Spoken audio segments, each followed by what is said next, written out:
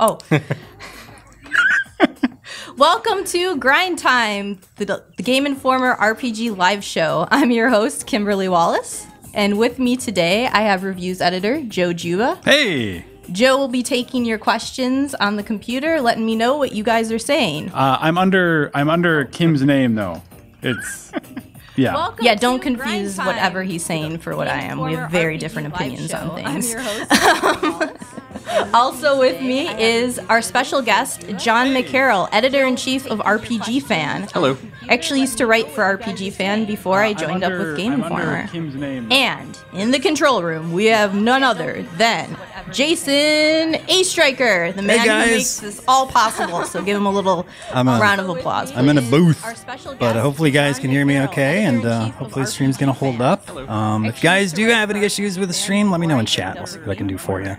But let's stop looking at me. Let's look at these guys. Oh, yes. Our first episode is focused on Alex's Persona series. And before we get started, I just want to say how excited I am that we have Grind Time. And it is the first episode. We've been trying so hard to figure out a way to interact with our RPG community and have a show where we could just have a discussion, hang out, level up together, say why we love these games. So I'm excited that this is the first episode. This will be once a month, and each month we will focus on different franchises, different topics in the industry, and what's going on with the genre. So we're all very excited about it. So Jason, we've got an echo, apparently.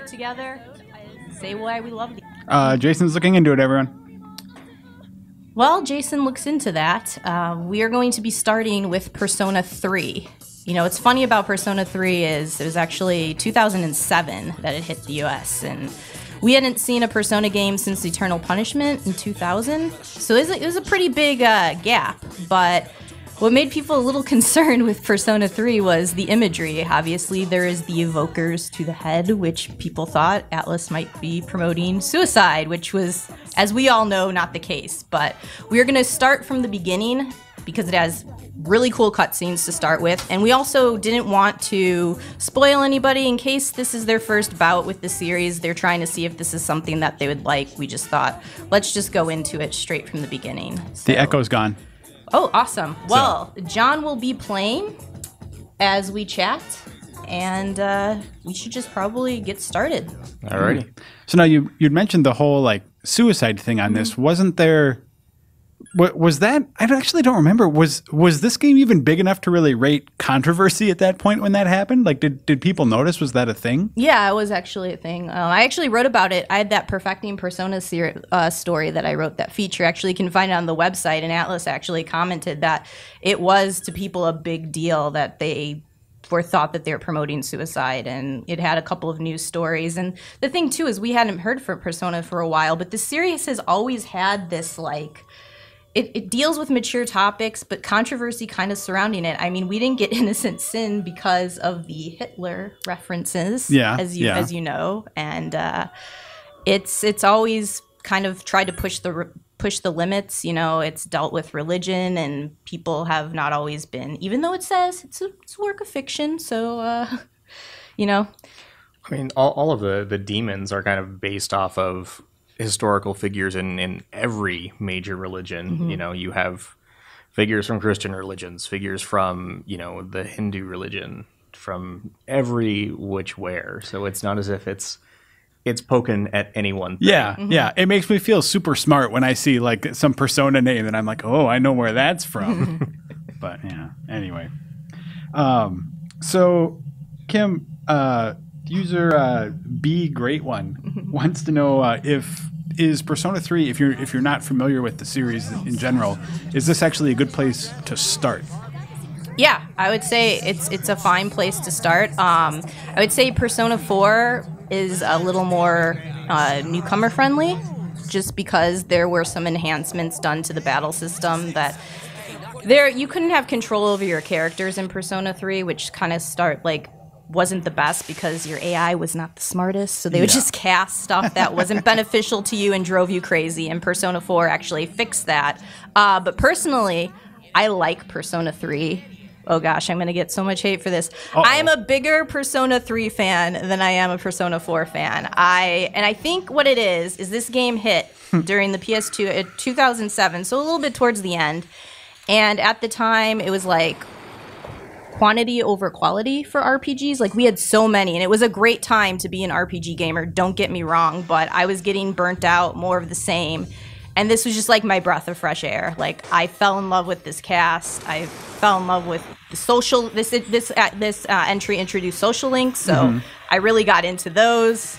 As you know, I love my characters. I love seeing character development and seeing how this goes. And I liked how the social links built straight into the personas that you're going to make. So it was like beneficial for you to kind of get to know everyone. Yeah. I hate it when like an RPG gives you all of these sort of like side or sort of social activities, but they don't really feed into the core of what the game's doing, or in terms of the combat and stuff. And that's something that I think Persona always does really well, is just like making everything you do sort of feed into what's fun about the game in general. We had another question here from Navi Hello about so if you had to choose, like, which one's better, PS2 or P3P? Okay, you lost some of the cutscenes in P3P. That's the Persona 3 portable on PSP. But you got to play as a female, which I appreciated, and I like trying the social links of trying to chat up Junpei. Like, I think like they actually did good character development with those extra social links. You know, you have Junpei dealing with a father who's an alcoholic, which was pretty cool. So in my opinion, though, because you lose a little bit of that with P3P, and if you haven't played Persona 3 at all, I would start just on the PS2 version personally. If you've played Persona 4 before and you're going to Persona 3, I'd recommend the PSP version, though, simply because, as you mentioned earlier, in the PS2 version, you only have control of the main character. But in P3P, you can control the entire party as you could in Persona 4. That is true. Yeah. Missing those cutscenes is a big deal for me, though, on that. Like I couldn't get into the portable version of this for that reason. Like you'd think it wouldn't be a big deal, but so much of why I liked this game in the first place was tied into like the scene. I don't know if we'll get to it here, but like the scene when Orpheus / Thanatos like up on the rooftop and stuff, like that's sweet. And that, I don't know, that is part of what roped me into this. So you lose a little bit of the exploration in the portable version too, since instead of being able to walk around, you have the little menus that show you where you can go. Yeah. See, we've got some questions about sort of future Persona stuff, which I think we'll get to later more on. towards the end. John, you have to do No, what do you want me to do? Well, we have a tradition at Game Informer where the name is always Butts. No. You don't want to do it? You don't want to do it? No, because that's a Dan Riker tradition. Who cares? Are we breaking the Dan tradition right now? Yep. See, there we go. He's going to do John Go Fat, which is more embarrassing, Joe. Only because you don't like Star Wars. Don't say that on air. You don't know how much hate I'm going to get now. John, what are you doing, buddy? What are you doing, man? John, do it. Reiner's going to fire me now. Oh, man.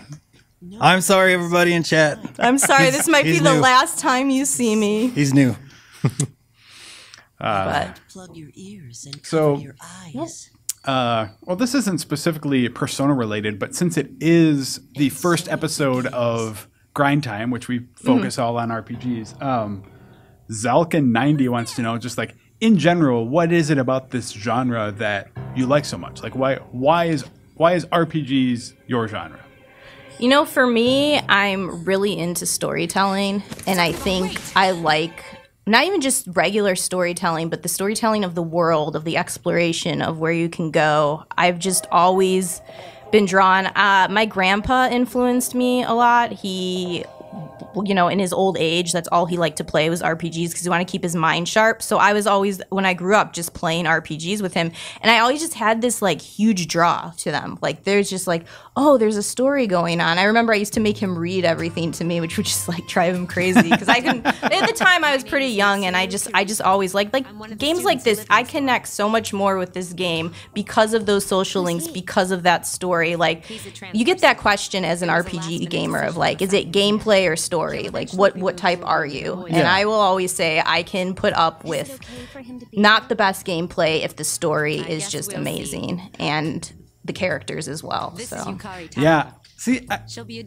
I have trouble seeing it as sort of a story or gameplay thing though. They both feed into each other so much that like for me, it's not. But I have trouble forgiving a game that is like that fails horrendously on either of those fronts. You know, like it needs to deliver on both though. I'll explain it to you later when I get a chance. I agree, but like I said, I can forgive a little if the story, like I've put up, in my years of an RPG gamer, I've put up with some pretty bad gameplay just because I was so immersed in the story and characters and wanted to see where it was going. I'll show you the way. At the same time, like I played like Final Fantasy 13-2, which I think the story is just god awful, but I love the mechanics on that. But every now and then I'll play through it like that. But otherwise, like for it to really get up there, and again, this ties into what we were saying, like I think Persona 3, Persona 4 do really well, is like hitting both of those notes really strong. So I have to mention this to the audience. I'm going to ask them, did you feel like this game wanted you to romance Yukari? I felt like from the beginning it was like you and Yukari meant to be forever. And personally, I like Yukari, but she wasn't like, oh, wow, this girl's amazing. Okay. Any comments about Yukari? On your way here from Well, wait. That might be a slow burn. Okay. We have some agreement there on the Yukari She just front. like was really forced on you from the beginning. I guess she was supposed to be your buddy. I actually didn't remember that you couldn't romance her. Yeah, you can romance her. Yeah, you can. Oh, okay. Yeah. Oh, okay. I see. Yeah. So, but you're I saying feel that like she was just forced it felt on like you. she was the one that they Right. wanted you to romance. And honestly, I didn't think her romantic arc was that interesting, but that's my opinion. I am a Mitsuru girl, and I will explain about that later. Yeah. As you. No, we have some agreement for Mitsuru. People don't like Yukari. Mitsuru's social link is just what did it for me. And what sucks about that is it's hard to, you're not going to get it on the first playthrough. So once I did her social link, I played this game again. We were actually joking because we were looking at my old memory cards for this, and I had 106 hours that I invested in this game, not once, but twice, because I had to see it all over again, and I don't know what the heck. But anyways, with Mitsuru, her social link made me one of my favorite characters. Like, not just in Persona, but favorite RPG characters. She ranks up there for me. Yeah. Okay. Yeah, lots of love for Mitsuru. They love the Mitzi. Now, but the weird thing about the Mitsuru social link, isn't that really hard to max out? Yeah, on the first playthrough? Well, because you have to have a certain level of intelligence built up to talk to her. So yeah, I couldn't get it on my first playthrough. It was the second playthrough that I did that I was actually able to see that. Yeah, it seemed like all the romances were set up in such a way that you needed to choose one or do them on the second playthrough. Welcome to Gekukan High School. Hope you like it. Ah, Yukari. I just wouldn't be friends with Yukari. We're just going to say that right out loud. So, I'd totally hang out with Junpei. yes, he was on my list. I did a list of RPG characters you'd want to hang out with, and I was all about Junpei. I know John was a really big Junpei fan. Yeah, I like Junpei. Like he starts off kind of goofy and he becomes very well developed. We all know someone like Junpei too, like that whole I want to be the cool guy, but I'm really not that cool, but I want to be the hero, and just fails. The only thing they didn't like, and we will get into this, I thought in Persona 4, not to get too far ahead, they kind of tried to make Yosuke a little bit of a Junpei to me, and I didn't like that. Yeah, but not as good. You know what I'm saying? So it felt like, he's supposed to be your friend, but these are all the social links that you will. Oh my God, what's her name? The student council girl. She is a stage 5 clinger, like the worst. Like you try, if you hang out with anybody else, like she goes crazy. And you make the mistake because you're like in the beginning, oh, I'm just going to hang out with her. She's got some cool personas she can make, whatever. And then you learn really fast that she is like a thorn in your side. You better finish that social link as soon as possible because otherwise she is on you at every moment. I did like the way that it was set up in such a way where you could turn social links upside down. Yes, reverse them. Yeah, where if you did something they didn't like, you would have to redeem yourself before you could continue. All right, Rarnosaurus just posted broske, which I totally agree with. I like that one. So there's another question here from A Webby. Wants to know so does Mitsuru sort of fall into that archetype of the like, oh, she's a tough girl with a soft heart, and you just have to crack, like you just have to get through the exterior to get there? I think Mitsuru, I look at it as more just like there's this girl who is just really confident and has a lot on her shoulders and is very disciplined and she knows what she wants. I don't think you had to crack her. I just think she had all this extra stuff going on with her life, with her family being kind of forced into this role. Mm-hmm. And I think that's what I liked about her social link is it was her trying to not have anybody for once. For her whole life, she was like, people were telling her, you have to go this path, you have to do this. And for her to make decisions on what she wants to do by herself, I think is what was really interesting. I think we all go through that with parents and their expectations or society's expectations for what we want to do. And that's why I find it a really relatable social link, like that defining moment when you're finally like, you know what? It's my life. So yeah. If you ever want anyone to do a ridiculously deep dive on any RPG character, by the way, Kim is the one to ask. She definitely sees things between the lines. Sometimes they're there. I agree. Sometimes I don't know. Joe, they're always there. Junpei. I like it too because Yukari always calls him Stupei. Again, Yukari. So, Snack O. Okay. What was the first Shin Megami game you guys played? Whether, Persona, SMT, whatever. Wow. It was Persona. What? And you know what, too? I didn't play the first Persona, Revelations Persona. I played Persona Eternal Punishment was my first Persona game. Okay. Actually, I'd go back later. What's funny about that is, like, when I was growing up, if you knew about Persona, you were, like, hardcore. Like, that's how... It was underground, like, oh, you knew your RPGs. And I remember I had somehow rented, I think, on a whim, Eternal Punishment or something. I don't remember how I got my hands on it, but I remember playing it. I was like, this is really different. Like, I had no idea what to expect. And I ended up really liking the game for that reason. Mm-hmm. What about you, John? Devil Kids. Whoa, hardcore here. Okay. No, I picked it up on the Game Boy Color, and it was not my favorite game, but it was the first. It was the first one that I played. I really kind of got into the series with Nocturne on the PS2. Yeah. That was Devil Saga. Nocturne was the first one that I played, actually. It was...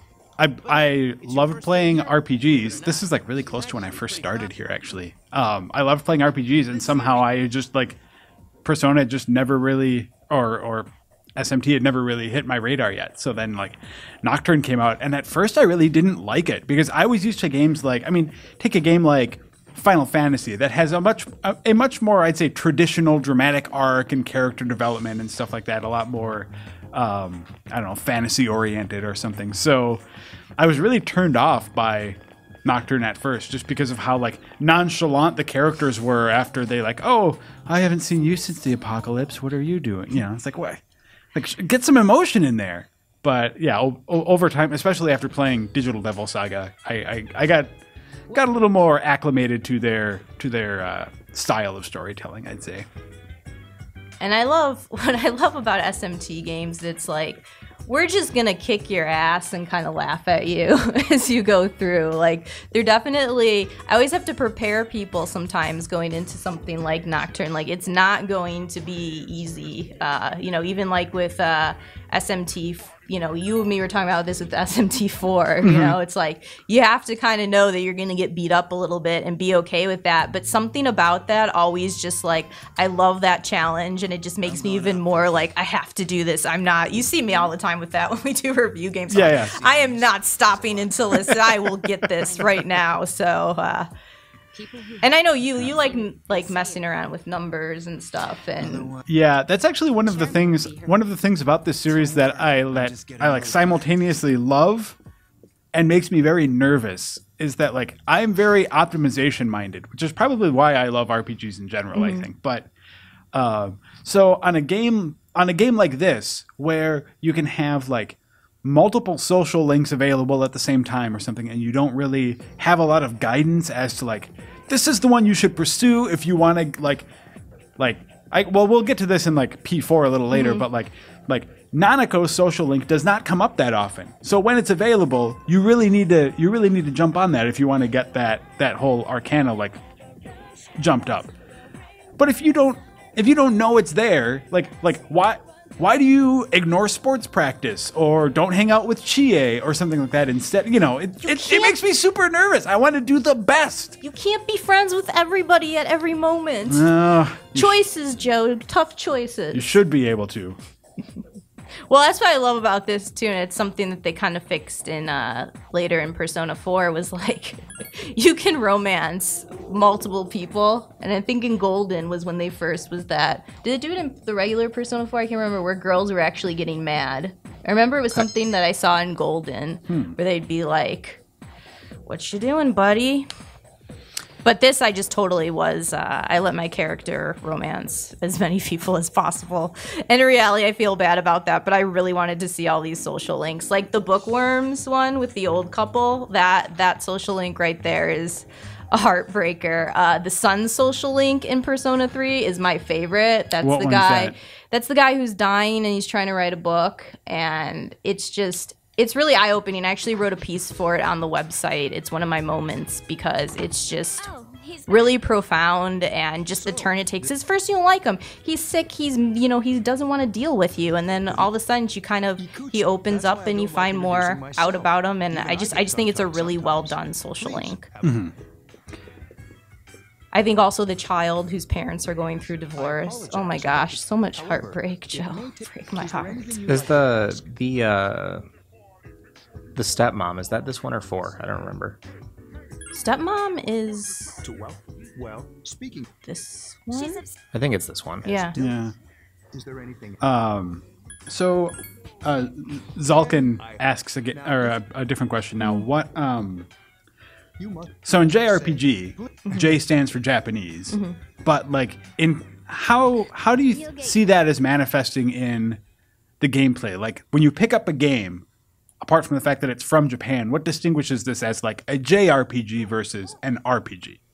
So one thing is the anime cutscenes, I think, are there. Like, I'll tell you guys a story. I actually got to go to Japan last year, and it was everything that I wanted it to be and more, because I finally just felt like I was kind of a part of the culture I see in these games, which is very present. I think, too, JRPGs are definitely a little bit more traditional in kind of like some of the battle mechanics that they use. A lot of the turn-based stuff. Yeah, a lot of the turn-based stuff. So here's an interesting question about that. Let's take a look at Child of Light that just came out. Even though it's not from Japan, does it have that Japan feel? Is that a JRPG? I don't know. It pulls its combat from 2 big JRPG stalwarts in Final Fantasy X and Grandia. And battle takes place on some other system. It's not like you're playing Dragon Age and you're walking around and then you're in battle. It's, right. You're going somewhere else. There's definitely a separation between the sort of world that you're in and the combat. It's like they exist in like different planes sometimes. And I'll be honest with you, like over the years I've gotten more and more just kind of, I don't like that it's either a Western RPG or a JRPG. To me, like, an RPG is an RPG, and if it's good, I don't care where it came from, because there are these wars, these divisions, and like, if it's a good game, I like it, and I don't I don't like to really group them by that either. Like Right. I think they do both pull from one another too. So it's not like there is so much. I mean, there is definitely a different type of story that you get sometimes with some of the games that are more. It seems like, so here's what's interesting. We look at Western RPGs and the whole, they've been pegged of having more mature storylines, more mature characters. Now, the same, and JRPG gets thrown into like that anime, whatever type. But here, you look at something like Persona, and it's dealing with mature, issues, mature stuff. So I don't like the whole division. But I like them both just the same. People ask me that all the time. They're like, "Are you just into JRPGs? Is that just your thing?" And the answer is definitely no. Like, I love BioWare. I play a lot of their. Yeah. I love BioWare because we always talk about, again, Joe getting mad at me for analyzing characters and saying, "Oh, did you notice this?" Which, by the way, you should read the go online and read the Varric thing from yesterday. That's another Kim Wallace deep dive. It's my favorite. Like, I love characters, and I love when I play these games, and I feel like these characters really are kind of just my buddies. I don't know. Yeah. And getting to see, like, I love character development too. Like, I think that's one thing too. If I don't see it in a game, it kind of just like, why opportunities? Because I think it can make the experience feel very empty. Well, and as you can see on our screen, we are the RPG live show, not the JRPG live show. Yes, and I want to make that clear to everybody because that has been asked to me, and it is something that it's definitely we will be covering Western RPGs just as much. So, like I said, no divisions here. Nothing. I don't want this something is better than the other stuff. No fighting, guys. So one thing that I think it's worth talking about is you're starting to see kind of now the day-to-day structure of Persona here. So kind of the game takes place in chunks or almost in months, but it's not like the first of the month, the last of the month. And you have choices of what you do every day. And is that something you want to expand on, Kimberly? Oh, I definitely, that's too. When I was playing this, like the simulation of the school life was really cool. And I think that's what Joe is like, I have so many options, but am I picking the right one at every corner? Who do you want to hang out with today? It drives me crazy. What do you want to do? Like, too, because if you don't study, then you do bad on those tests, and you need to have your academics up to unlock some social links. Like, here you are, close your eyes or stay awake. Well, if you stay awake, your academics is going to increase. Like, do you want to work on your skill sets or what? I liked the choices. It made me feel like it was more my game than just I'm sitting here through the motions, kind of seeing stuff. What do you think, John? I mean, I really enjoyed it because it gave you a lot of freedom too. If you wanted to just hang out with your friends the entire month and then grind the dungeon in one day, you could do that. But if you wanted just like, I'm in the mood to fight some guys, you can go to the dungeon one night. I have to ask you guys, did anybody else overgrind when they started Persona 3? I was so scared because I was used to SMT games being very difficult. And I'm not saying here Persona isn't difficult to the extent, but it doesn't have that like Nocturne SMT, I'm going to kick your ass feel to it. So I was like spending all this time in the dungeons. Like that's why my playthroughs were so long, because I was like, oh my God, what if I get there and I just can't, because it really does make you decide like how much time are you going to spend dungeon crawling. And if you don't, you're pushing yourself into a corner or a harder boss battle potentially than you need. So I definitely overdid it, and I learned my lesson for the future not to do that as much. Yeah, looks like there's some support for overgrinding. Yeah, well, it gets that fear in you, like, oh gosh, what if I don't plan my time right? One of the reasons that I found that I grinded a lot was because I wanted to fuse a particular persona. It's like, if I get to level 44, I can make a Black Frost. And it's like, I'm getting to level 44 as soon as I can. Yep. That's definitely the fun part too, of persona fusion. Just like being able to carry certain traits over and really makes like a persona that you're like, this thing is awesome. And I finally got to the level where I can make it. And then having the social links play in where that would even level things up even more. So use your Game Informer Who the hell's that? Some imposter, I'm sure. Jason says, I thought this was an RPG, not a visual novel. Let's do some fighting. You're getting there. Yeah. We're getting there. When, Kim? It's been a half hour. Oh my God! Relax. We're actually coming on to the first battle of the game here in about 2 minutes. Excellent. Yeah. What perfect timing. It's And like I knew. and Jason, what's wrong with visual novels? I like to play stuff. No. Yeah. I guess pushing a button is easier than turning a page.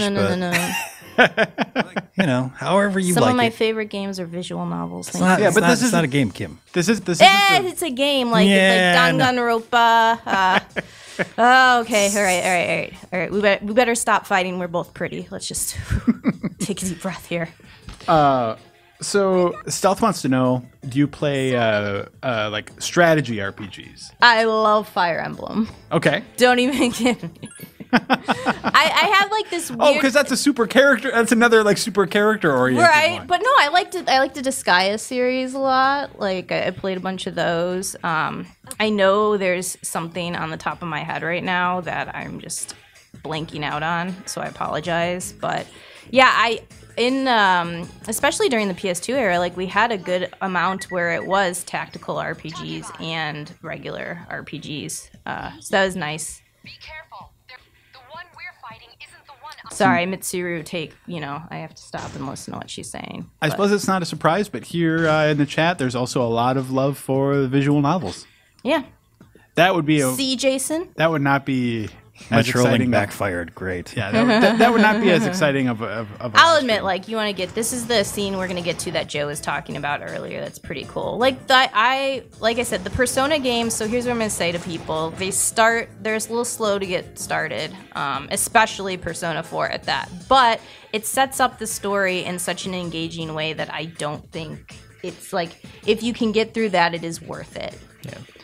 And we have a save for Persona 4 that's a little bit further along so that we don't have to go through another intro like this. Yeah, I had a save, but we couldn't get it to work this morning, so I apologize, people. But I just restarted Golden, and it is literally 2 hours before that game before it sort of like opens up to the point where you feel like you are playing the game, and probably another 2 hours beyond that before it feels like the shackles have been taken off and you're sort of free to do what you want to do. So I don't think this game had that long of a no, you lead actually in. get in, there's like about, after this scene, I think it's like another 10, 15 minutes, and then you're in that first dungeon. Oh, this scene is so awesome, so I just want to focus in. We'll just appreciate this. Just appreciate for a moment, please. Oh, yeah.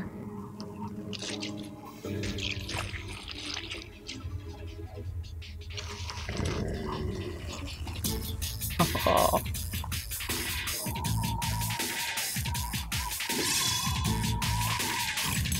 I just remember playing this and going, what is going on right now? Those monsters. We call them shadows. Here it is.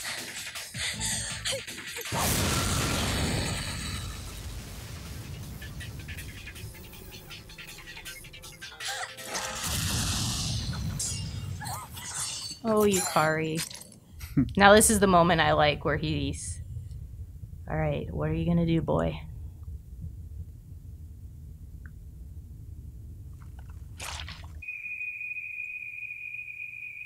Here it is. Go on. I don't like that kid though. The little kid reminds me of that Mass Effect Star Child. Yeah. Wait. Here he goes, and he's shaky on it. It's just so perfect. Love this art style too.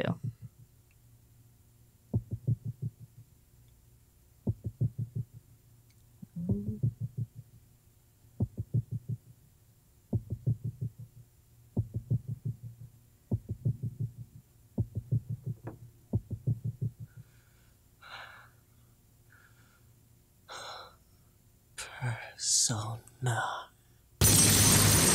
There it is. Now it's getting real, Jason. You ready? I have been for a little while. But even more so now. Admit it, that was freaking cool. Oh, I agree. I love this game. Don't worry. Don't get me wrong. Master of Strings. As we suspected. That just sounds so awesome. Orpheus, Master of Strings. All the Persona. I just like it how he's like flying above too, as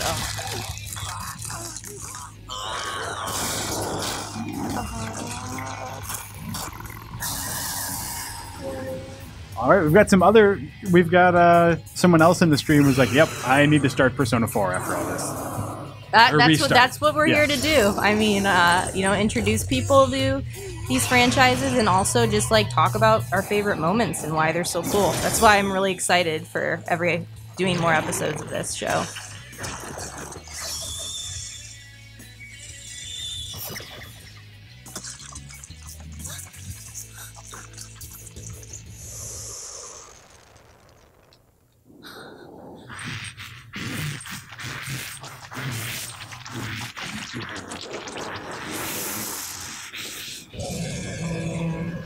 That is so badass. And that's Thanatos, right? Yeah. Ooh. Yes, I am the stamp. I don't know what that means. What on earth is that? Akihiko.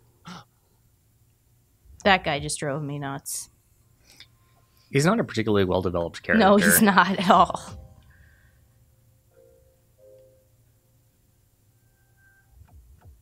Also, Burn My Dread is the best Persona song. I'm just going to say that now. So Crazy Psycho seems to be a little concerned that there is no gameplay action after this much time. Well, but that brings up something that I wanted to bring up though too. Is like, whoa, something's going on. Whoa, full screen battle. After, like, there's always story stuff in Persona 3, well, and 4. Like, there's always going to be story stuff as part of the experience, but, like, once you get into it, you're not sitting through, an hour of cutscenes after that initial one. Ooh. And part of the reason why we didn't jump directly into, like, the middle of a game is, simply to avoid spoilers. We didn't want to scare people away. This is a good intro, I think. Yeah. I mean, these stories do ramp up and become pretty cool. So, yeah, I mean, if you do want to get into it, you probably don't want to see, all the coolest stuff. But yeah, so, I mean, we're at the point where this is where the game starts to open up. Yeah. So. Yeah, it's going to be like just if John, I would just scroll really fast through some of the dialogue and you'll get into the next dungeon soon. So, Navi Hello wants to know favorite Persona. Do you have one? Jack Frost. That's what, like, you always go to, like, everybody always goes to Jack Frost. I don't know if I have a favorite. Jack Frost is like the slime or the Goomba of the of the Persona. Actually, games. I have a Jack Frost shirt. I almost wore it today. And I was like, let's not be so obvious, Kim. Yeah. Do you have a favorite? It's like I tend to like not zeroing in on a single one, but I tend to like the ones that are in the Justice Arcana. Okay. Which is why the Nanako Lincoln 4 cheeses me out, because I kind of like those sort of angelic holy warrior sort of things, and you've got a lot of those in there. Funny enough, I actually like a lot of the devil ones. Okay. Just because they've got some pretty cool powers, but then I always feel bad using in typical Kim Wallace fashion. Yeah. See. Oh, got some love for. What's that really cool one? It's kind of like a tentacle monster. Oh, Mara? You're going there. Mara? Yeah, Mara was brought up in the chat earlier. Oh, okay. Let's just not talk about Mara. He seems so cool. Yeah, we'll leave that one alone. All of our really. He was so that's why, of course. So actually, a question for the chat is: I know there's a Persona 3 anime, and did that get released on Hulu yet or anything? I'm sure she'll take. I want to say yes. I think it's. I don't like to watch, so here I'm gonna lose cred here. I like my anime to be dubbed, and oh no. Here it comes. So I wait for a dub. I've actually been watching the Persona 4 anime now that there is a dub, but Kim actually just can't read, so everybody don't make fun of her, please. I know, it's so hard, especially in a game like this where you have to read so much. She makes up her own stories for this. That's why she does such deep dives on the characters. So there's a comment here that when you get the Devil Arcana, it's like there's the line, "You have welcomed Satan into your heart." Yeah, that's why I can't do it. Okay, so it looks like the clarification is there's not. It seems like not a Persona 3 anime. There's a Persona 3 movie. Oh, okay. And a Persona I thought 4 they were, anime. I know there's okay. Oh, I wasn't paying attention. Elevated houses. No, caves. Sorry. Oh, weird. Who would have known that the dub versus sub debate would be would be a contentious topic? I go with whatever one's available first. Like, however I can watch it, I'll watch it that way. I watch it. It's just, I don't know what it is. I think dubbing's just gotten a lot better, than it was like 10 years ago. Yeah, that's true. If it was, crappy, I wouldn't. But lately, I've been like, oh, I like watching them dubbed. So there's a shopping mall. Kim, I was going to ask you about the Persona 4 anime. Have you seen any of that? Yes. Okay. Well, we can talk about that during the Persona 4 segment, but... Yeah, I actually have comments on that, as always. You know me with my characters. So, yeah, we'll get to that when we get more to Persona 4 specifically, I think. But for the moment, do you think, like, the Persona games in particular, I think do have those sort of like long or slow starts? Mm-hmm. Do you think that's because like that is just sort of JRPGs in general? Is that a problem? Oh, before that. I can see it being a problem. You get a game like Final Fantasy 13 that's even worse than this, where you're getting tutorials 10 hours into the game. Mm-hmm. Would you believe me? I mean, I don't think that this amount of exposition is necessary, but I've always said, and I love Persona, but like sometimes I think they could use an editor. It'll happen. On some scenes they could lose to get things done a little quicker. I think with this, like, if the content is engaging, it's okay. Like, for this intro, it didn't seem that bad to me. Because I actually played through all this before this stream, and so now hearing Jason be like, what the heck, Kim, where's the combat and all that, so now I feel like, derp, derp. Maybe I've just grown accustomed to it, but if I'm hooked in by that story, and I think, too, that's another complaint I have sometimes, is that I want that story to get going right away, too. Like, pull me in, make me want to keep playing. I'm glad. I always think games do a good job of having good openings, RPGs in particular, sometimes. Yeah,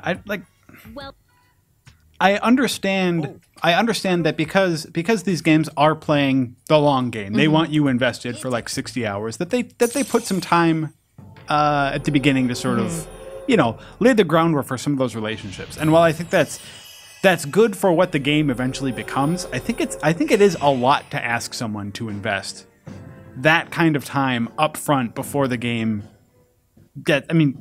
before you really even know what it is. I mean, we've been playing Persona 3 for 45 minutes. And like if someone had just picked this up, they wouldn't really even know what kind of game this is. They wouldn't know what the majority of this game is. Mm-hmm.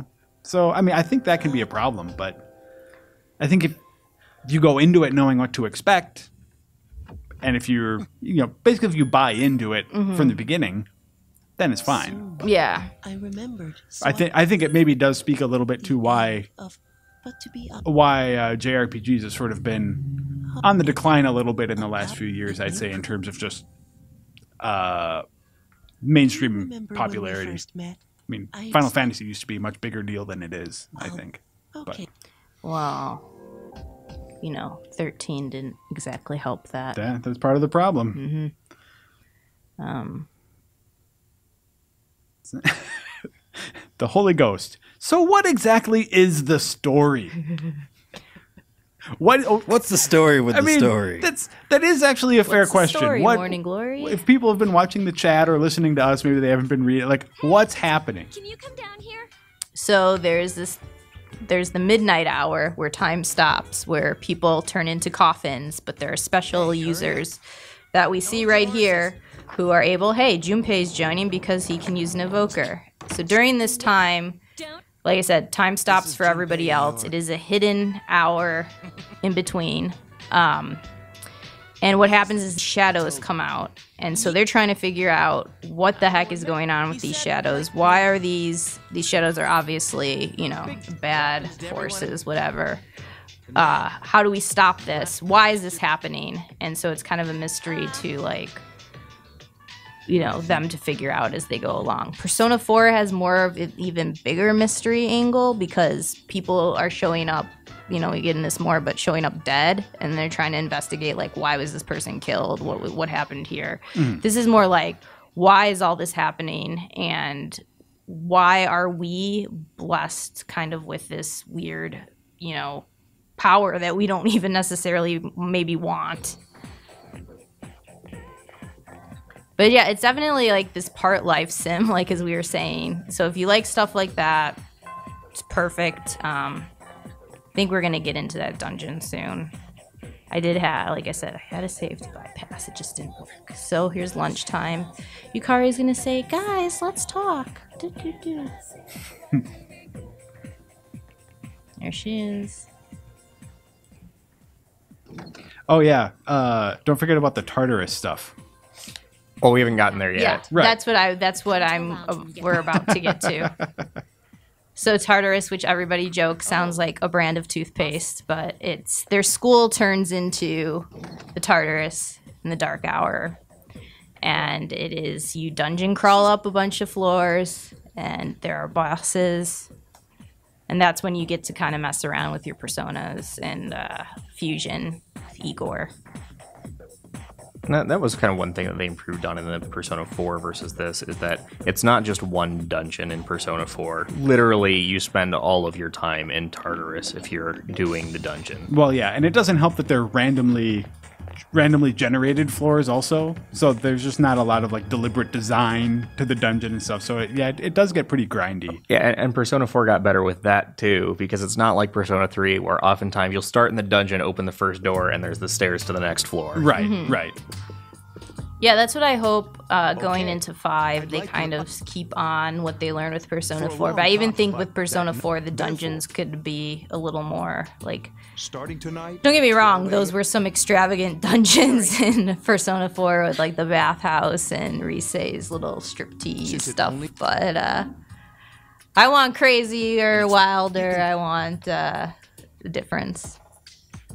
So I like this question. Ivan C3PO. What is the worst JRPG you've played? Well, since we're dealing with shadows. Relax. Because like there are a lot of them that fall in that sort of this is not good range.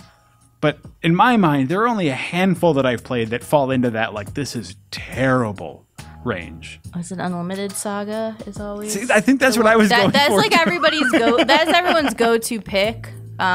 Is that the? I think that's the one.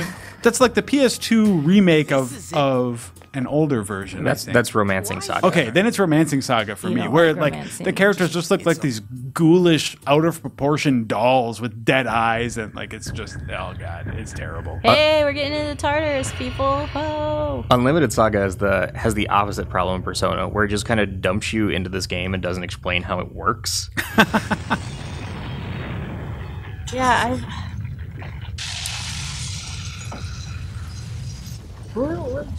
what's your worst? I have to go with probably a compile heart game, like the original Hyperdimension Neptunia. Ugh, yeah. It got better with 2, but the original one was not only not great from a combat or story perspective, it was bad from a technical perspective too. Mm-hmm. We've got a Webby in the chat says Astanesia story or Astanesia or whatever that is. Yeah, I remember that as not being great also. However, that's not a JRPG, it's worth noting. That is a Korean RPG. Oh, all right. But why?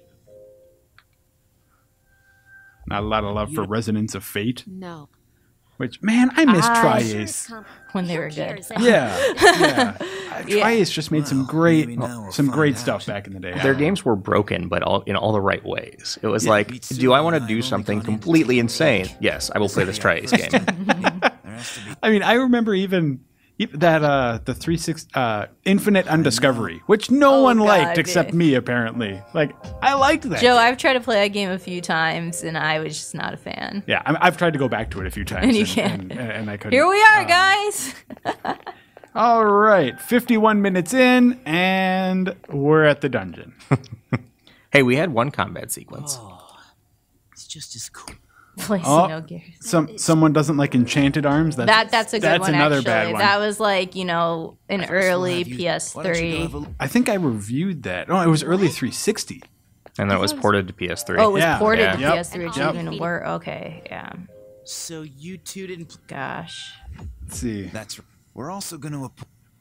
I really wanted to like Resonance of Fate because I played Project Cross Zone. Well, I played the hell out of Project Cross Zone. I really liked the characters in there, so I'm like, hey, I should try out this RPG. And then no, I just couldn't get into it.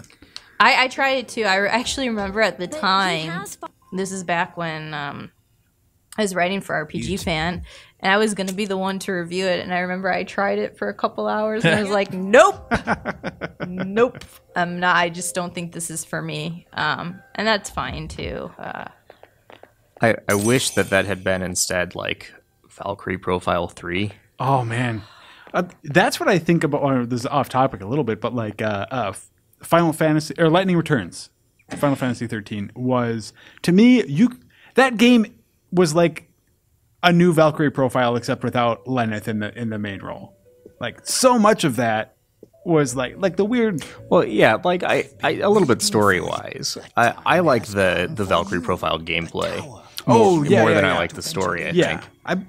There's some good story in that. No. I'm not saying that the like story is bad. I'm saying that what draws me to that game is its combat. Yeah, I would love Valkyrie Profile 3 Prist done in the style of the original Valkyrie Profile. I liked Silmeria quite a bit, but that like the 2D, the sprite-based stuff, man.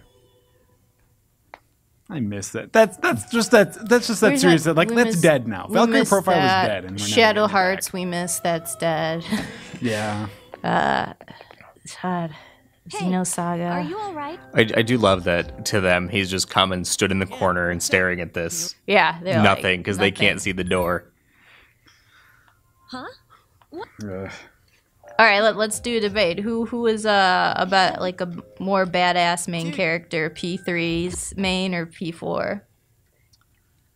P3 was more emo going on with him. P4 was like, well, let me get started on that. I mean, we can't like the problem with this debate is that it gets into some spoiler territory. All right, yeah. That we'll be careful. That will be delicate to dance around. I think the Persona 3 protagonist is probably the bigger badass. Yeah.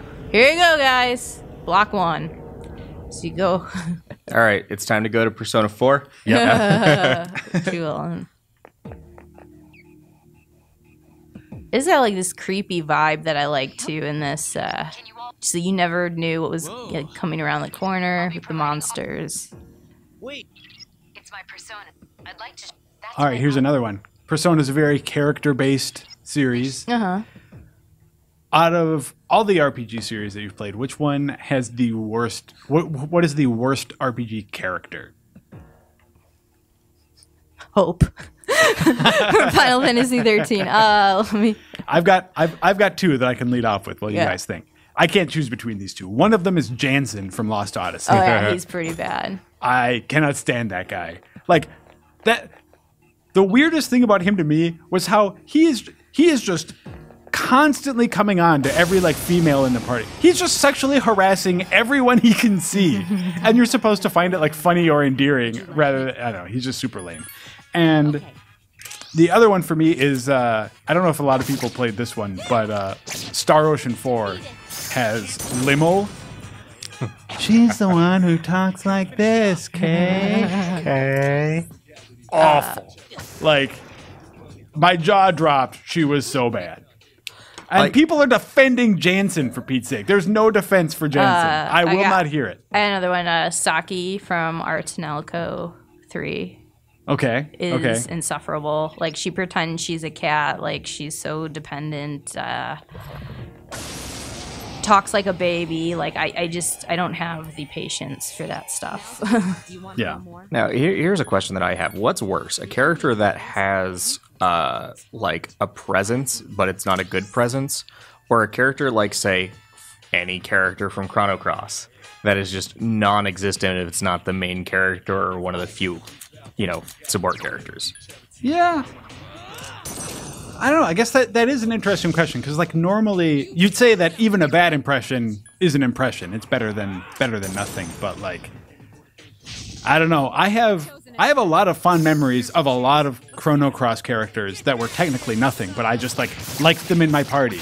Versus Jansen, who I just think back with nothing but hatred towards that guy. So your party was like Fungi and Poshul and... Well, not those specific ones, but I did have I used Zoa a lot, who was That's the armored guy? Yeah, well, the guy was just like the armored helmet and then like the big bare chest.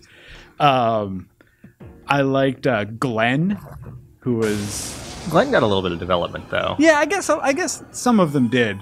Or Mojo. Mojo didn't get any development. He was the dumb like voodoo doll thing. Yeah, so I like having those fond memories versus just like hating their guts. Yeah. So one thing that's worth noting is since I'm actually fighting things now, one of Persona's big deals and Shin Megami Tensei in general is the actual use of elemental weaknesses. Mm-hmm. So these guys are all weak to fire. And if I hit them, they're weak, and they kind of melt a little bit. And if I get all of them into that down state, I can do this all-out attack and do more damage. But it's also worth noting that happens. Cards. Yeah, cards. Do we want a Persona? Yes. Yeah. Shuffle time. Okay, so Kim. Webby wants to know about if you've played Arc-Rise Fantasia.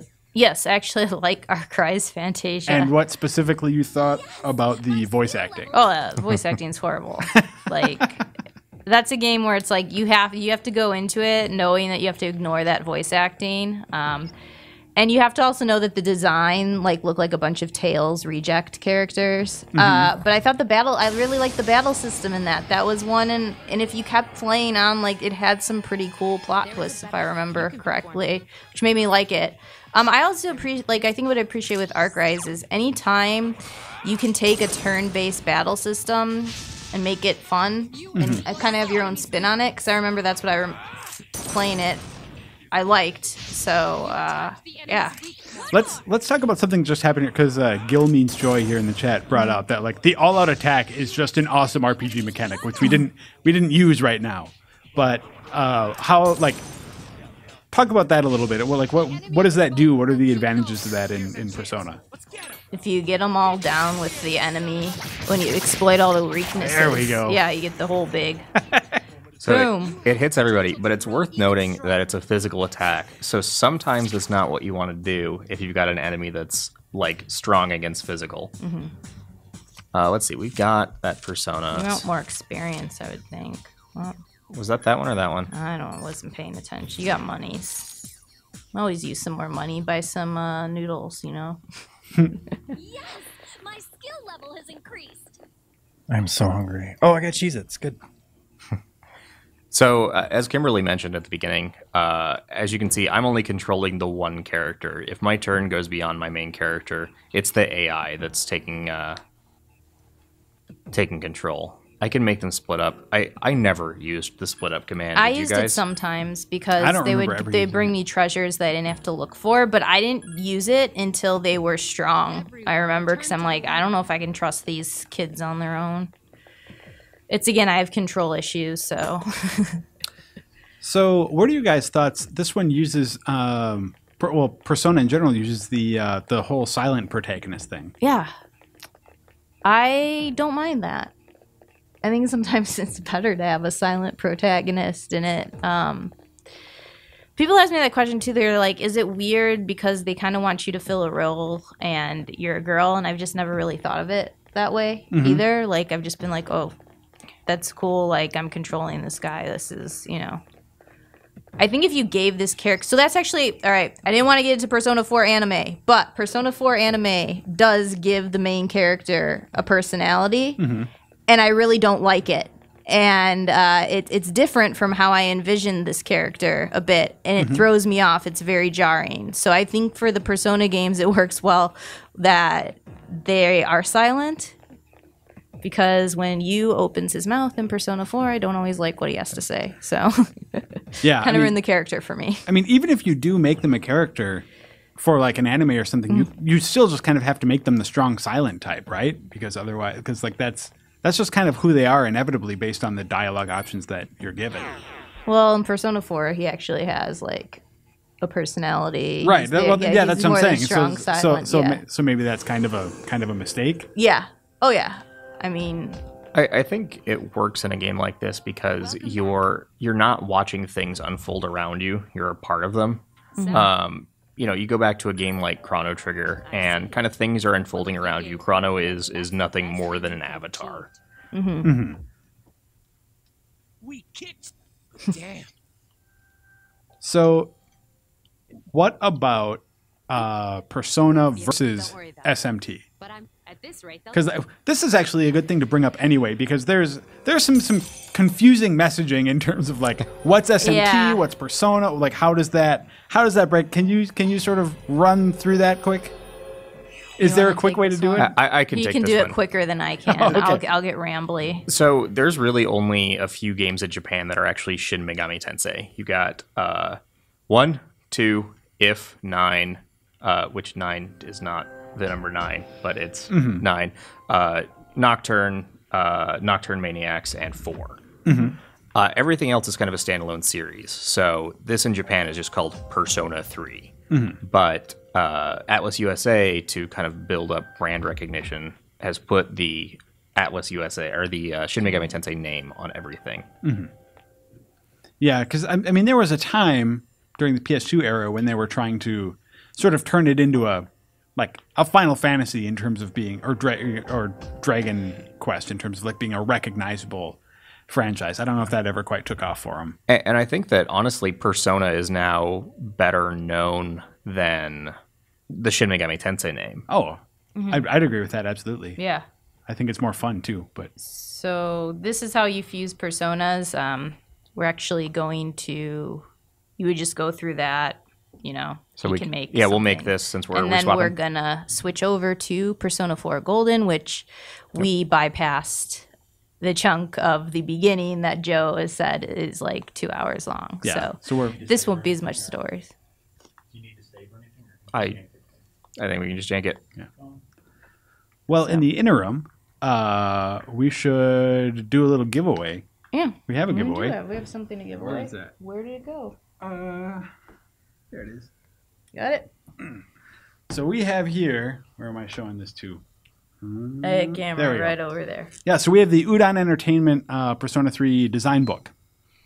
Still in the plastic and everything. So Yeah. Like I said, the art style is pretty cool, pretty awesome. So we'll give that away. So here's what you're going to do. Send an email to kim@gameinformer.com Hey! with the subject heading art book. And she will pick one at random and one entry at random, and then get in touch with you to get your contact information, and we will send you this totally awesome design book. Not Teddy though. Teddy's mine. Okay. Yeah. Teddy's not on the table. Don't get excited about that. Yes. So I actually have that myself. Yeah, I do too. So yeah, it's a cool book. I mean, that's one of the things we hardly even talked about with Persona 3 is just like how distinct and interesting the art style for these games are also. So all right, let's get some Persona 4 Golden started. Which like this, so it took us so long to get Persona 3, and then Persona 4 like released. Was it like a year, right? It was really fast that we got Yeah, it was within a year or two. Yeah, I remember being like, I don't know if I'm ready for another Persona game because it happened just so fast, and I had invested so much time into Persona 3. Obviously, since then, you know, time has passed, and last year that we got Persona 4 Golden? I didn't even keep track of time anymore. Or was it the year before? It was that? the year before. Yeah, the I year think before the year that. before. So Persona 4 Golden added, like I said, some new scenes, new social links, Marie, Nadachi, and the card system is different. I know Joe was telling me that he liked the card system. John, didn't you say that let you kind of break the game a little bit? Oh yeah, you could make, like, literally I spent in Persona 3, you kind of have to fuse your main persona straight away because after about level 4 or 5, he's useless. I stuck with my main persona when I played Persona 4 Golden for 8 dungeons. Okay. Just because I was able to, like, okay, we'll give him this skill with this card. We'll give him this skill with this card.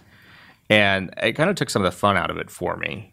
Yeah. I can see that. I mean, at the same time, though, you have such a degree of customization with, you know, because when you fuse persona, they you can pass skills on from one to the other one too. That, like, if you want an ability on a specific persona, there's a way to do it. And I guess what I like about the skill card system is it's just, if you're going to do it anyway, it takes the hassle out of it and just lets you sort of get it done and get on with it. But like I said, I'm an optimizer, so maybe that's not everyone's approach. So I guess I should say where we're at right now is Yukiko has gone missing, and they saw her on the Midnight Channel.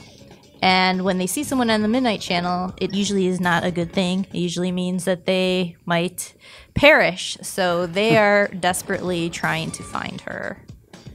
Oh, that's a big guy. And have her confront the stuff she doesn't like about herself so she can move on. Cody Bauman wants to know, what is the big difference with the dungeons in P4?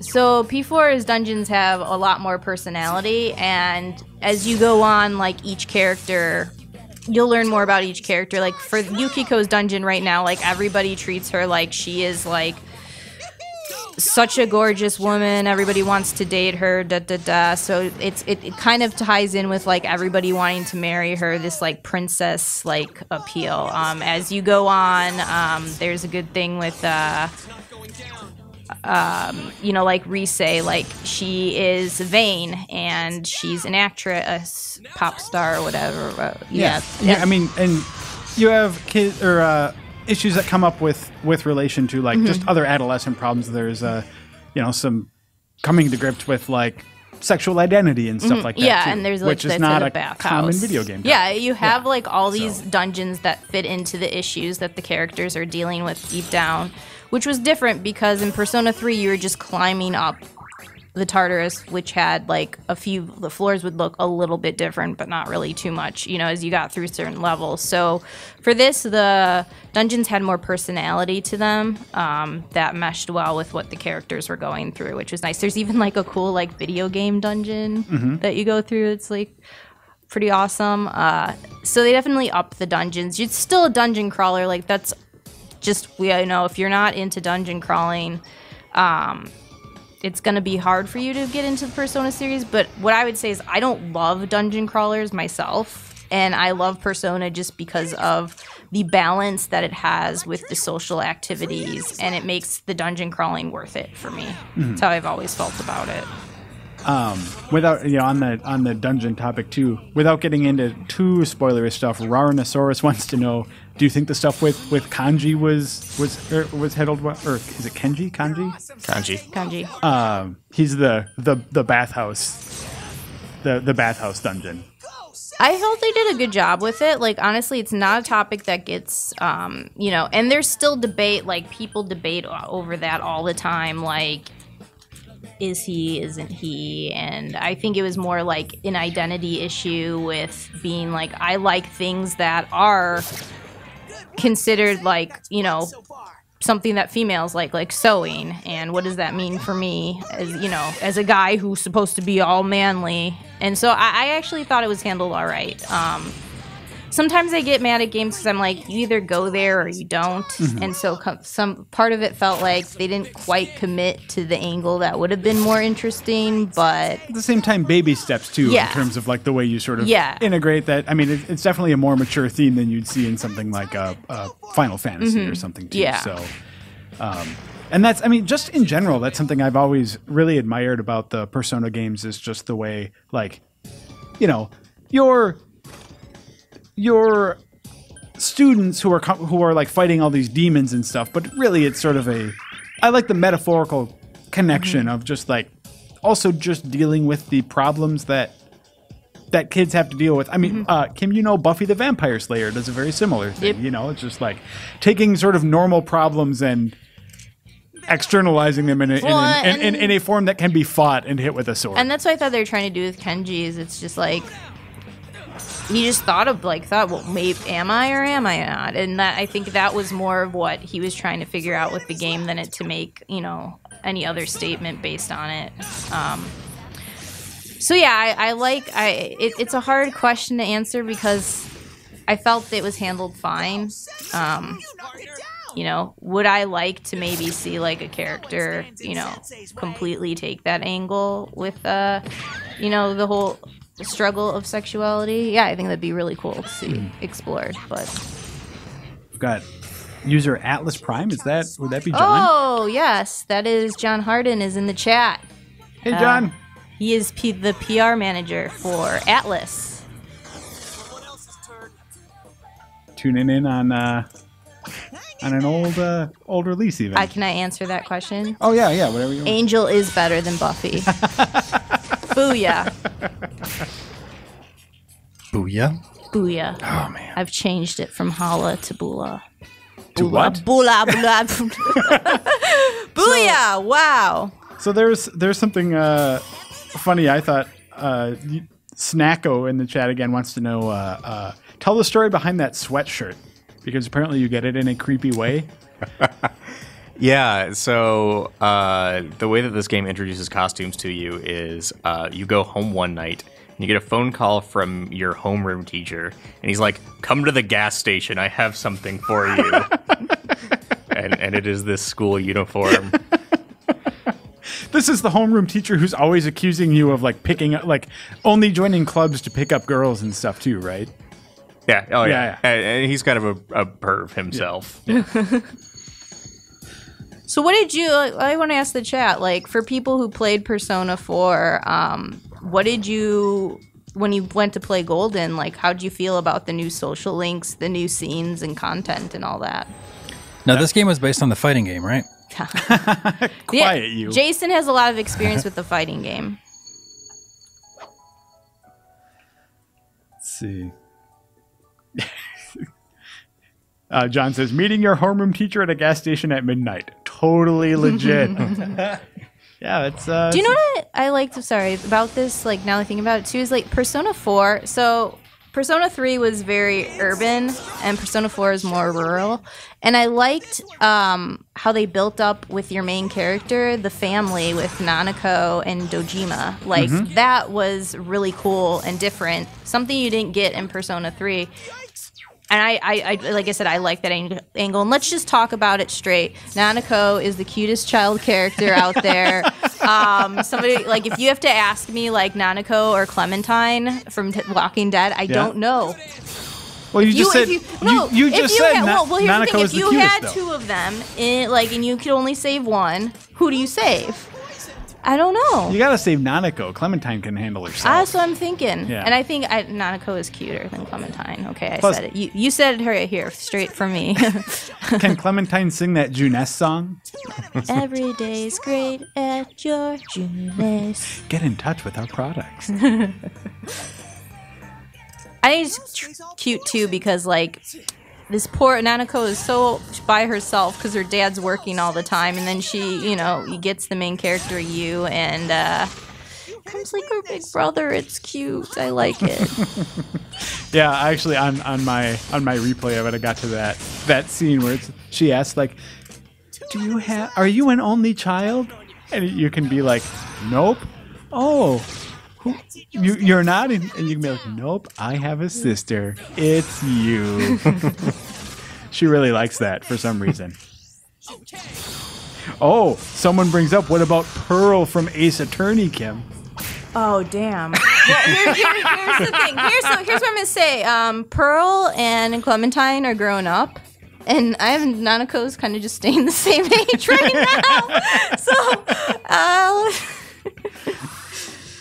I do love Pearl a lot. Yeah. Wow.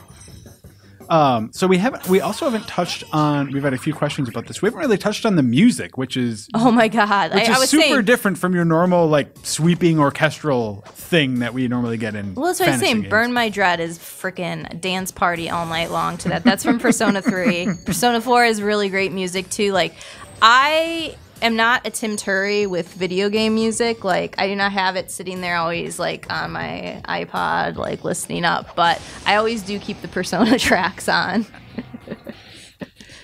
yeah, it's memorable, and it has just more of that kind of poppy feel to it. Which I think is good at capturing the sort of, you know, the whole school experience that they're going for too. Mm-hmm. Love it. Also, Chie. I love Chie is one of my favorite characters, but I think Rise has the cutest end romance scene, and so I became a Rise fan after that. But Chie like reminds me a lot of myself, so maybe I think that's why I like her. Just kind of like grew up, you know, playing sports, tomboy. Very, she can handle herself. But what I like is Chie and Yukiko's friendship, and that's what I love the most about the Persona 4 anime, is that they explore more of that, and it's done in a really good way. So, just so if you're like a Chie Yukiko fan and you like kind of how their friendship, like watch the anime because it definitely has more to offer than you get in the game. So we talked about the intro sequences a little bit again. Do you think, like, in Persona 4, it is super long, but to clarify, it's not boring. No. It's not this huge slug. It's just a long time before you get to play. Well, it's like we said, like, okay, people are turning up being murdered. I mean, it's like, whoa, what's going on here? And then you see that people are, like I said, like, the fog comes in, the midnight channel. Like, I like how everything's presented with it. So, it's just, like we said, you have to get through a little bit of the narrative before you finally experience the combat and really get into the social links. And the social links are always the fun, for me, the fun part. Yeah. Well, you know, you don't expect, if there's a big TV show with a big mystery or something, it takes a few episodes before it really starts to ramp up. And I'm sorry, we've been watching Orphan Black, so that's it's not gonna be there right away, but that's what you laugh too, because you play these games, they finish these like early dungeons, they're like, we got it, we totally know where this is going, and you're like sitting there playing, no you don't. You're not even close. Joe, so I don't like Marie, and Joe likes Marie. I like Marie. I mean, I don't like her. I hadn't played Persona 4 since it first came out. Since my like recent startup of Golden, so I don't remember super clearly in terms of like what was there and what wasn't before. But I did remember Marie as being new. I like it. She's surly, you know. I just don't. She's surly and mysterious. It's like the whole like I write poetry and you're gonna find my poetry. I just didn't like her. See, I'm seeing some support for Marie here also. Marie. And I don't like it because like I have amnesia. I can't remember. Okay. Yeah, I don't know. I mean, and there's some other things that I didn't like. Okay, this is like super specific, but Joe, how do you feel about poetry? Sorry. So in the shopping district, there's that store you can go into that's like normal during the day and some like weird dance club at night. Was that in the original version of Persona 4, or is that a change for Golden? I think that was a change for Golden. Okay. Because the dance club was then that, like, there's 1 and 3, right? Yeah, I think it's because you can buy some new type of item. Like, I don't remember what it was that you can buy there, but I think it's something that was exclusive to this. Okay. Because I think when I tried to buy something, I like didn't have enough knowledge or courage or something like that. I don't remember exactly, but Kim, what song is this? Do you know? Do you know the name offhand? I don't know it off the top of my head. Ah, damn it! What, do you, Jason? It's my jam. It was in the fighting game that this game was based on. What is it, Jason? I don't remember. Oh, I'm sorry. actually Someone's gonna say it inquiring. in the chat. God, I don't remember. Oh, this is so good. Jason, who'd you play as in the fighting game? Everybody. Well, here's something that's what also is interesting with Persona 4, just the explosion. I mean, you look back to the first Persona game in the mid-90s and where the series is taken now. Like, did I ever think we would have, like, a Persona dancing game coming out? Like, the Dungeon Crawler, Persona Q, you know, that's like the Etrian Odyssey version of Persona. Like, the fighting games that have worked off of it. Like, just how this series has grown, and it's just wow. You know, I enjoy it. I'll tell you the truth is that I'm a little burnt out on the Persona 4 cast. So that's why Persona 5, I think. But here's the thing with Persona 5. I feel like they have a lot to live up to. These 2 casts were pretty damn good. And especially Persona 4, people have a lot of fanfare for this cast because they've had so much time to get attached to them. I think Atlas is going to have a lot on their hands to kind of make a cast that measures up and brings something different to the table. So I'm interested, like, that's what I'm looking forward to in Persona 5, seeing how they can do that and make me care just as much, if not more, about a new cast of characters. Yeah, I'd agree. I'm a little burnt out on these guys, but at the same time, I also think it's great that, like, that this cast caught on. You know, like I'm glad that Persona 4 sort of raised awareness with the cast that it had. So you know, I won't complain about it too loudly. But I know I'm going to see you doing the dancing game, Joe. Persona 4 dancing all night. Better watch out, Kim. I can assign you on that. I can make that happen. Oh, and I'm horrible at rhythm games. That's why I'm joking around about it right now. Oh, interesting thing being brought up in the chat now also is Catherine, which was the Persona team, but not a Persona game. I loved Catherine, actually. Now, it's not an RPG. No, it's a puzzle box. Yeah. You climb boxes and move them out of your way to get to the top. It's not a puzzle game, but it's a puzzly game. Yeah, it was. I liked it because it was exploring relationships, and I think stuff that, you know, I don't know. Now I'm acting like I'm a male and I know what it's like to be pressured to marry someone. So I'm just like, I'm gonna let you guys more talk about it. Why Catherine was, I thought it was interesting just to see the dynamic of, like, I'm stuck between 2 choices of these girls. What do I do? Yeah, I never actually finished it, so I can't. I played it twice. It's Catherine with a K for me, I believe, is who I. She's the bookish one, right? Yeah. Oh, so you knew I was totally not going to go for the Catherine. Oh yeah. I mean, I was leaning towards Catherine. But she's so annoying too at times during it. You're like, well, I can see why he doesn't want to date you. You know, it's you just. Yeah, Catherine was great. It was actually one too that it sold really well for Atlas. I remember. Okay. It broke some records. I remember that whole thing happening. I think it got people thinking and talking about, like, kind of what games can do and, you know, different stuff, like things they can test, like, you know, such a real issue of, like, what we go through with relationships and, like, do I want to get married? Is this person the one? It was definitely interesting. Oh. John at Atlas says, "See, Catherine is the best." No, John, no. All right, so I'm out of magic, so we're going home. Fair enough. Are you at Social Links? Yeah, Yeah, maybe we can show him a Social Link thing. Yeah. That'd be fun. So this is a question from a while back. Where is it? Tearful Prawn wanted to know. What do you think is the most underrated RPG? You guys are asking good questions, and well, and here's the thing is like, okay, so short version is we were like Kim and John and I went to the Comic-Con in Minneapolis this weekend, and at the panels, a lot of the questions were like, what is your favorite blank? Or what is your least favorite blank? And the funny things about those answers is that like those can change from day to day, and like the famous people on stage acknowledge that like I can't keep track of what I answer to these.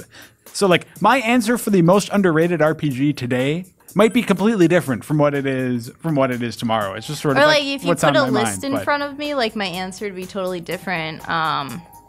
Jeez. I mean, it's come up once already, but man, I think Shadow Hearts is underrated, fantastic, and not enough people have played Shadow Hearts. I would like a puppet that looks like my head. Well, we can arrange that. Okay. Yeah, Shadow Hearts is that because Shadow Hearts, unfortunately, it released around the time of Final Fantasy X, so it didn't really get, it kind of got overlooked because of that. Yeah, that's a tough act to follow. Yeah, Shadow Hearts is a good one. Or we're also talking about Valkyrie Profile. That's high up on my list. I think that if you extend to strategy RPGs, I think Front Mission is really underrated. Oh, well, if we're moving into strategy. John, all right. Yeah, Mana from my own heart. Moving into that, I have to put in my plug for Valkyria Chronicles. Oh, which oh man, my god, yeah. Like, to me, like the greatest video game tragedy in terms of like things that have happened or not happened on the software front is that we have not gotten that official Valkyria Chronicles 3 translation. Now I know you've played it, yeah, and you're looking at me like it's not that great, and I'm not missing out. No, not at all. Actually, it's very good. I have the import if you would like to play it. Ooh, yeah, we'll talk later. I like that. Yeah. Gosh. Oh, Nier. I love Nier. Okay. Joe, not so much, but that Nier's a great one. God, I think I made a list of like underrated. I thought I did this once. Oh, Odin Sphere. That's another like questionably RPG, but that was a good game. You have to play the download version on the PS3 though, because otherwise, if you play it on the PS2, it's like slow down. Oh, so the downloadable did sort of rectify that? Yeah. Okay, good. Yeah, I may have to check that out. Yeah, man, I loved Odin Sphere. I'm trying to think. God, I know I have an answer to this, and I'm like just blanking. Yeah, I double dipped on Odin Sphere just to fix that. Because I've got the physical copy, but it's like, ugh. Plays like poop compared to the digital one. Oh, I forgot I can go to town when Dojima's not at home.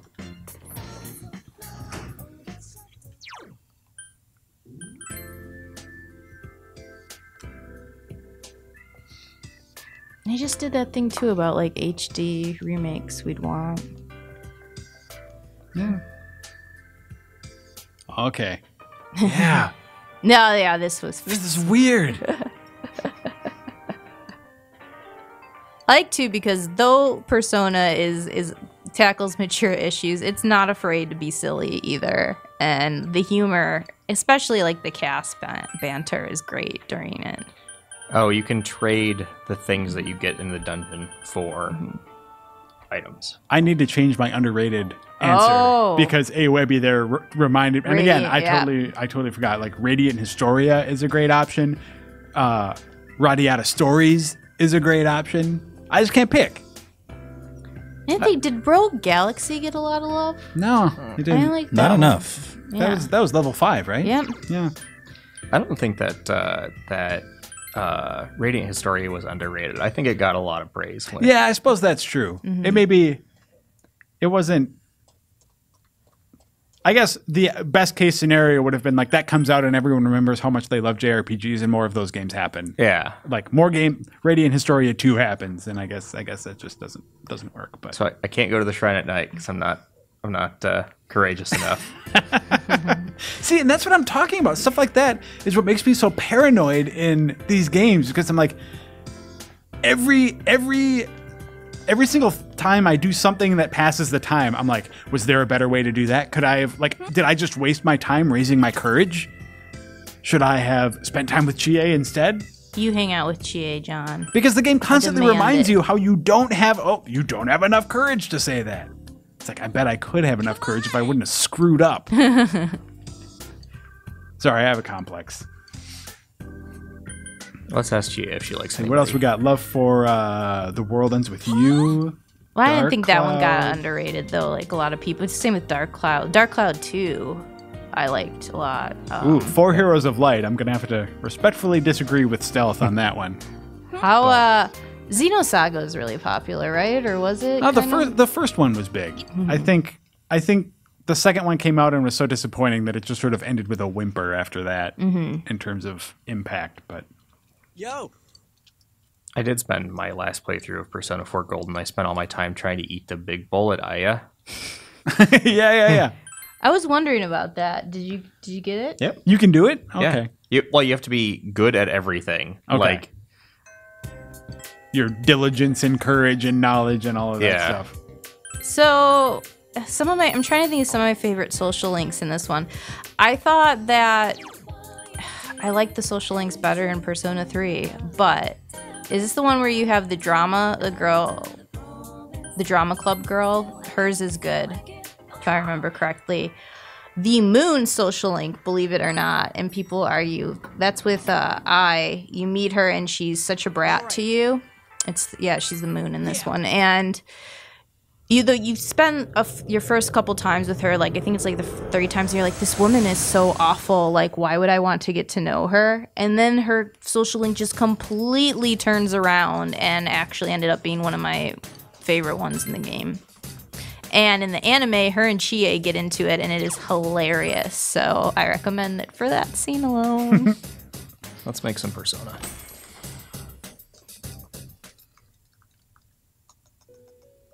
Huh?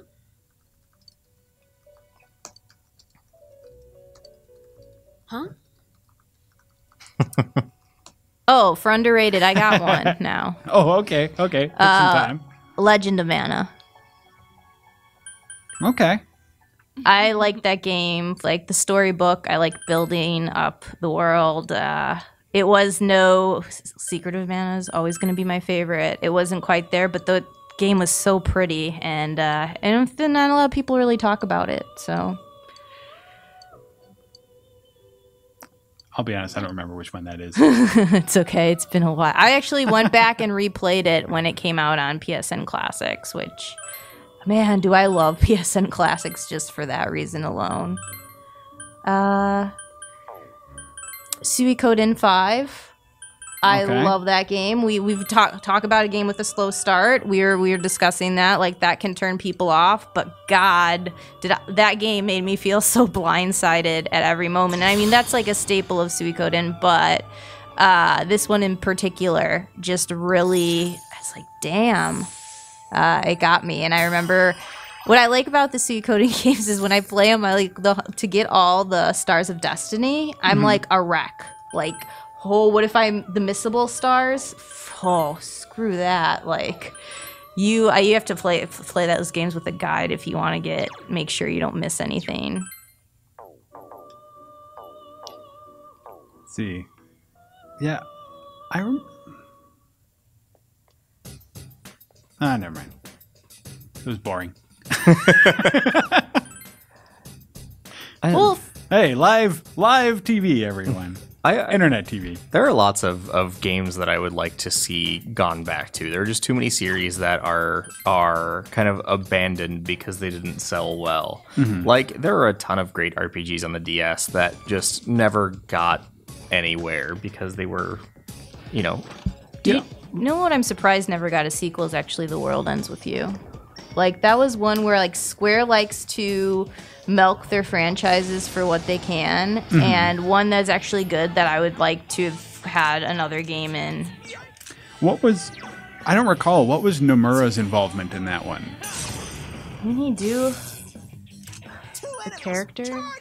Yeah, like if it was just he did art. the design, I don't remember what else. If he was involved in game, I'm just saying that like Square has him spread so thin that if there's any project that depends on his involvement, it's That's true. Everyone had zippers. Yeah, I mean, so he must have done the art. He definitely did the character stuff. I don't know how much else involvement he had, but Amazing, Sensei, keep it up. you know what else? Like, I wish we like. I really like the Dragon Quest games. Dragon Quest 8, I loved. Wasn't a big fan of 9 that came out on the DS, but I always am kind of still sad that like I didn't get to see what it would be like to be in a Dragon Quest 10 as an MMO. Like, I think that would have been interesting. So it's kind of sad that that never came here. Totally out of the blue, did either of you guys play Contact? Yes. I was not a huge fan. Okay. It was strange, very, very strange. Reviews on that seemed so mixed that I never actually had a chance to like sit down and talk to someone who like played through that, or someone else besides. I think Miller reviewed it for us, but like it's been so long since I played it that I don't think that I could, talk about it with any. Yeah. That's one of the things about like.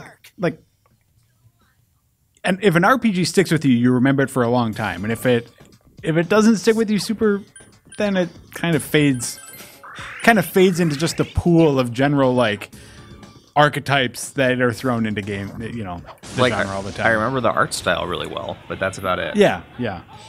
I like the We have some support for. Someone says T. Berg says that Contact was fun. That's good. Yeah, that's people are joking around with like the instant death spells.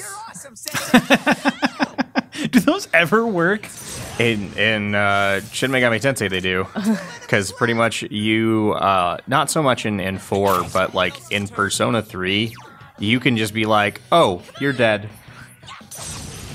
And it happens to you, the player character. Like, yeah. Right. Yeah. But never. It never works on the enemies. No, it does. It does. Actually, they make several of the characters weak to it, actually. So it's more effective against certain enemies. I would only use it if I could use it through a group of enemies. Like, it was too risky to. Because I'm like, it'll catch one of them, right? Like, that was my strategy there. With this baby. Yeah, I gotta kill the king, otherwise they'll keep summoning plant babies. So another question that Zulkin asked a little while ago was,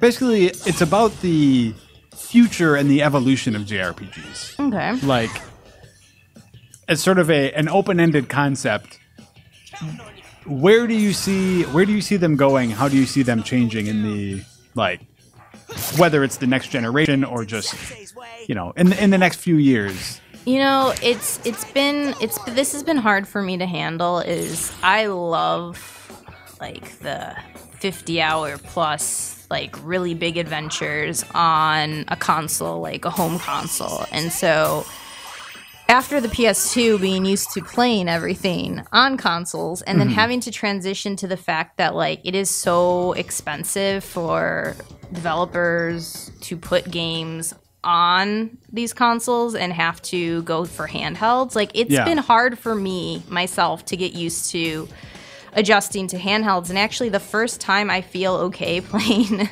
like not like I'm scoping back is actually I really like playing RPGs on the Vita. So I kind of hope it kind of sticks as a machine for them. I'm hoping that we see the little device that we're playing this on come out in North America. Yes, the Vita TV. That would help. Yeah, I guess I still see it. I see it as I really want more of those console experiences. I just see like the industry's so weird right now as it is. Like, you almost have like the death of the mid-tier game. It's and that's going on across the industry. Yeah, across the industry. So that makes that affects RPGs even, I feel like, more so because there kind of was in that. So I feel like unless it's a Kingdom Hearts, a Final Fantasy, like it's sad to say it, but it's gonna be, or it's a low budget game that can, like NISA does a good job of putting out their console ones, but those games are obviously low budget, and you go into them, and some of them aren't the greatest quality. That's kind of like you don't have as much to pick from. I think what the JRPG and any RPG in general needs to do to keep up, and I think I wrote an editorial on this before, is like it needs to kind of grow a little bit up more. And this isn't even saying I still love to play these games, but the combat systems have to evolve. How fast they get you into games has to, you know, get better.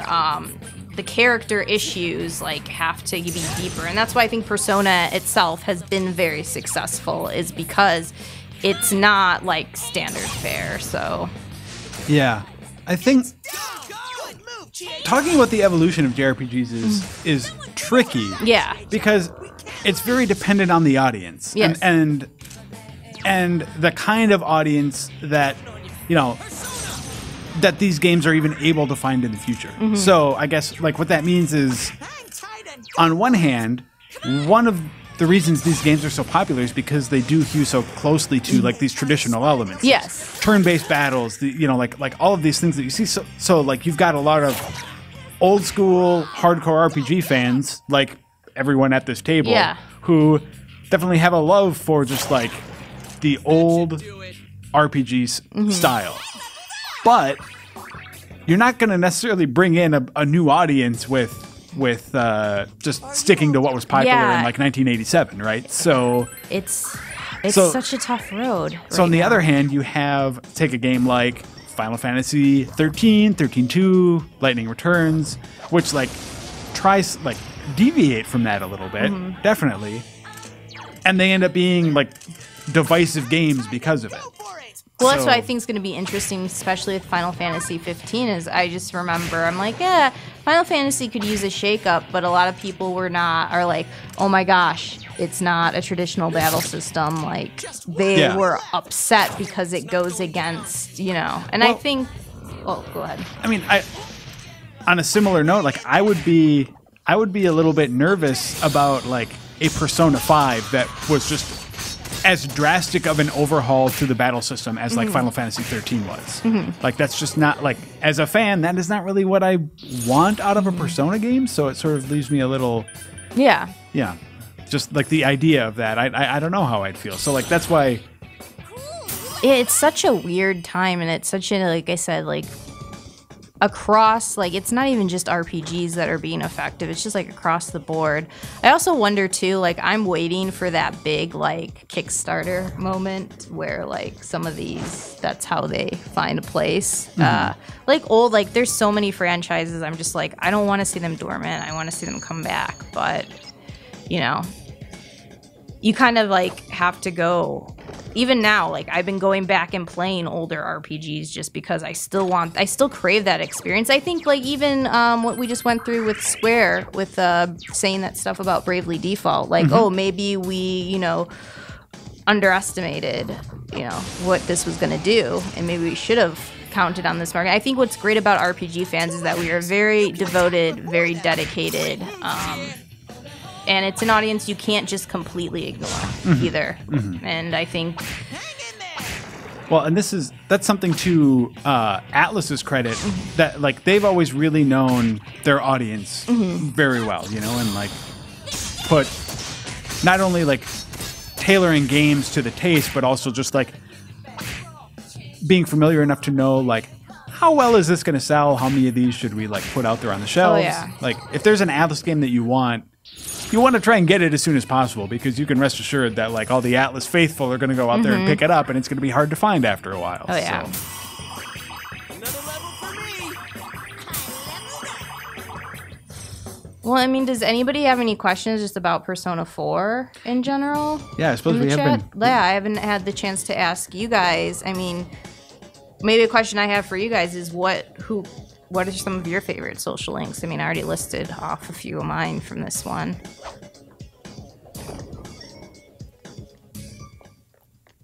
Let's see. It's going to take a little bit. Yeah, our chat's I like, a little you know, lag. and it's so like I forgot her name already. What was the social link that was forced on you in 3, the romance? Oh, Yukari? Yeah, Yukari. Okay.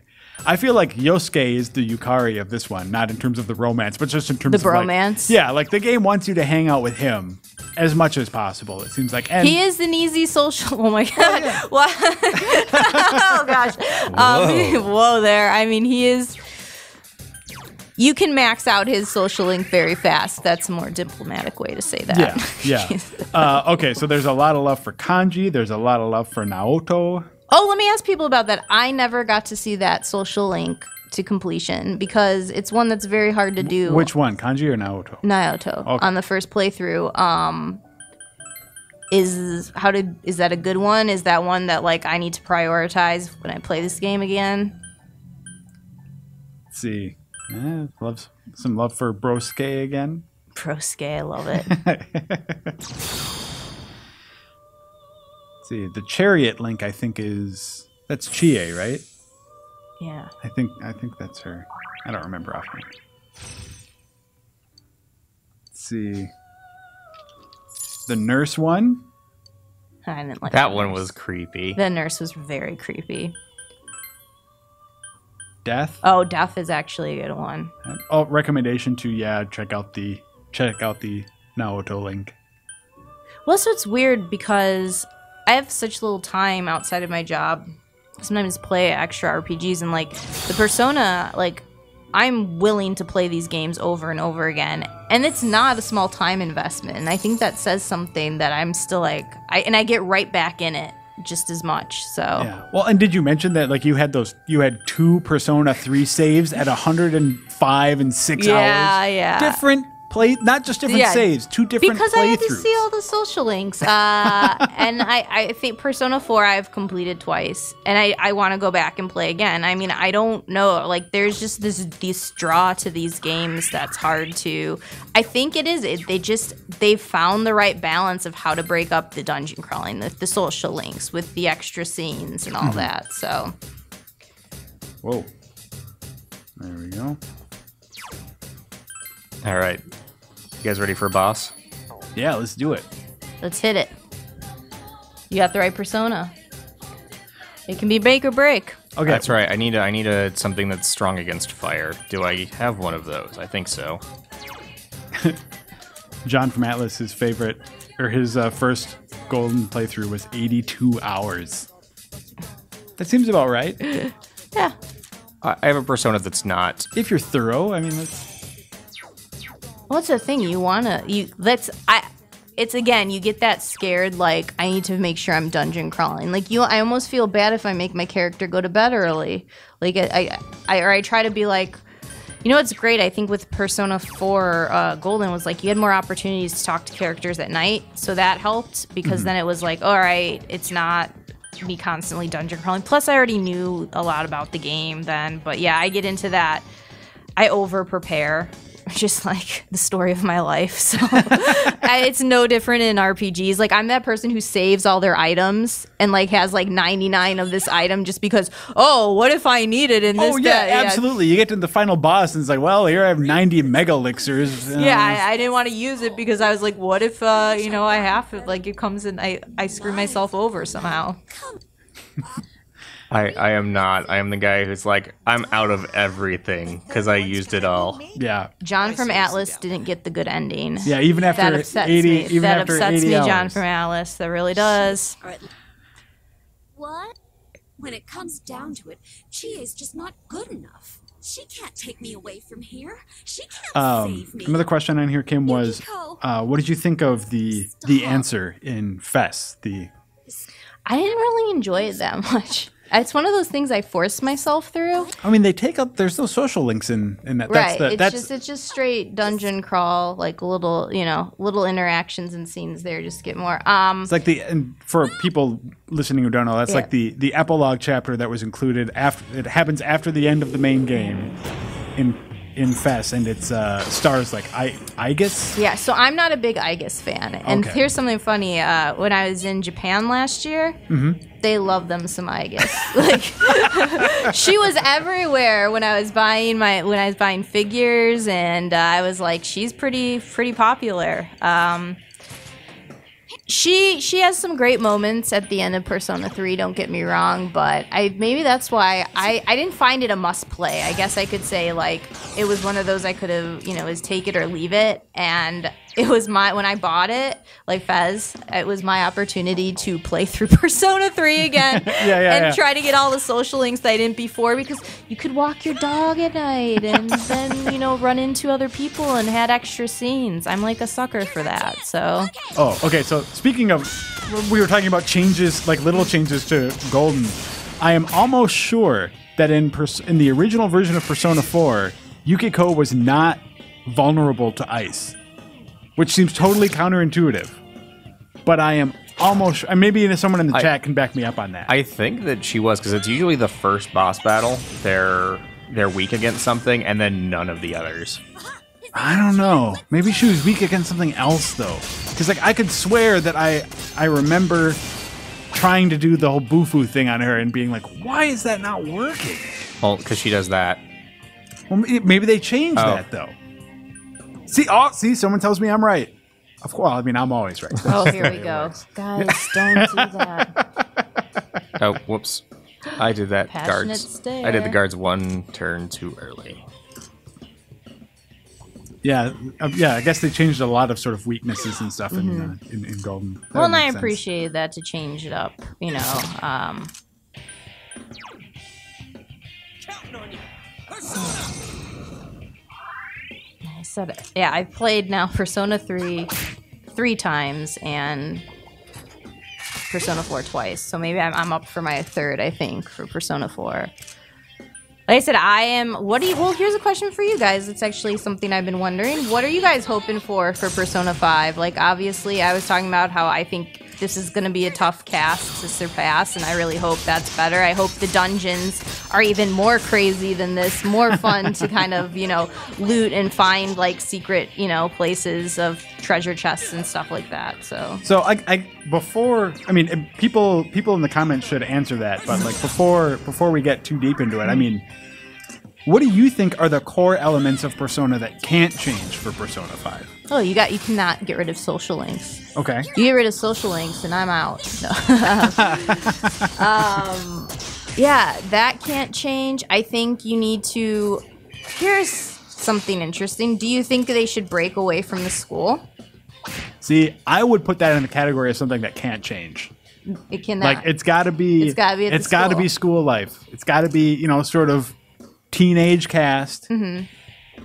And that is just, in my mind, that is just like one of the core pillars of this series. What do you think, John? Can't change? I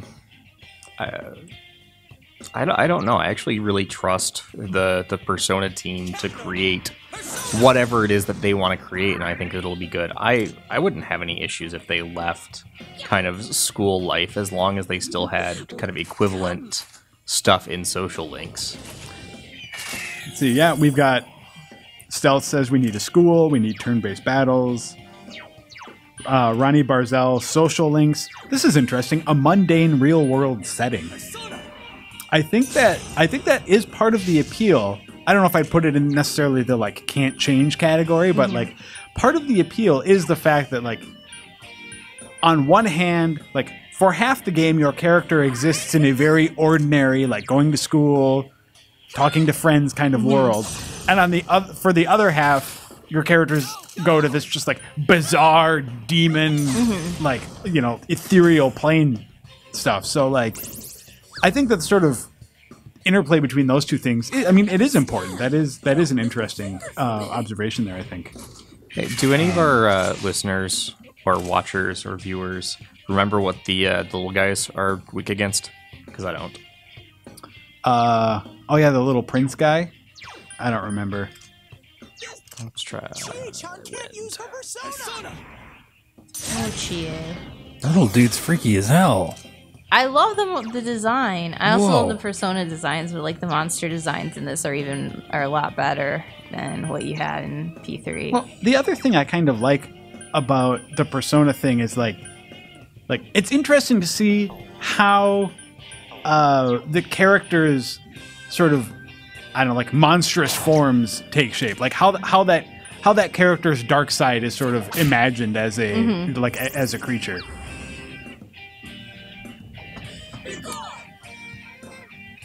Oh no, John. He's dead. Oh. Whoa, luck. Yosuke's scared. Seems like no weaknesses for the king. No.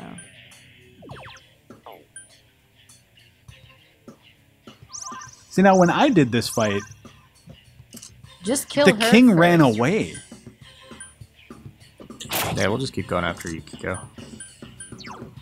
Did her weakness go away? I don't know. Yeah, that's what. Keep doing ice damage to Yukiko or whatever the shadow thing, and then he runs away.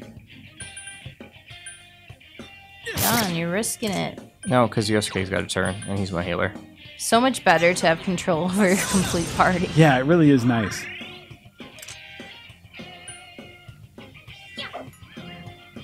Persona 5 needs Troy Baker. That actually brings up a question from before also that I wrote down. That's a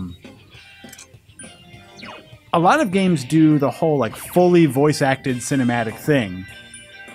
The Persona games have they've done voice acting, but they also sort of, I mean, if you were to put all of the lines in Persona, if you were to record that, it would be like 100 discs. Like I don't see how you fit all that in there. But do you have a preference in terms of like, do you like a game to have that whole full experience, or maybe like, I don't want to make it sound like Persona doesn't use voice acting, because it does a lot, but for a lot of the interactions, it's maybe a little sparse too. I'm fine with how it's broken up, actually.